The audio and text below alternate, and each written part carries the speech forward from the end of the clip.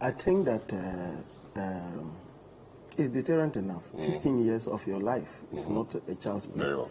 When we know that our our lifespan, maybe roughly, even the scripture says 70, 80 for those who are strong.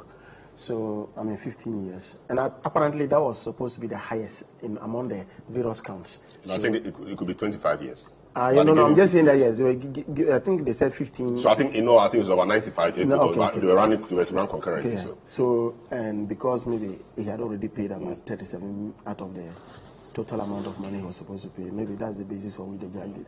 Nobody should always be excited when somebody is incarcerated. It is not a good feeling for the family, for whoever.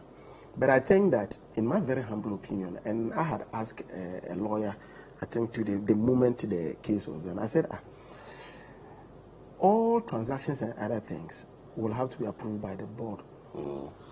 They also have to report to the board.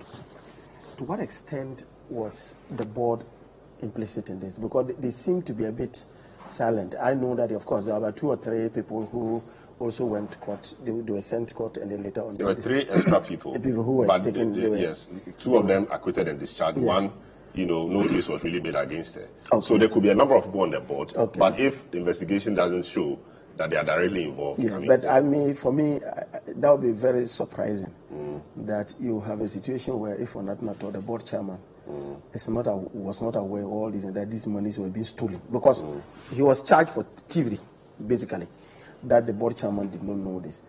And so I would be interested in knowing what details, what was the level of investigation, to what extent were they freed, to what extent were they not involved in it. The fact that you just say that you are placing charges on one individual does not mean that somebody else is not culpable. Very well. I am not saying that somebody is culpable. But it's interesting to say you have the founder who rather is, then you don't have. We all heard that some of these board meetings were being done in the board chairman's house. Well, we heard all these things. That's fine. I'm running out of time. So it's for them to.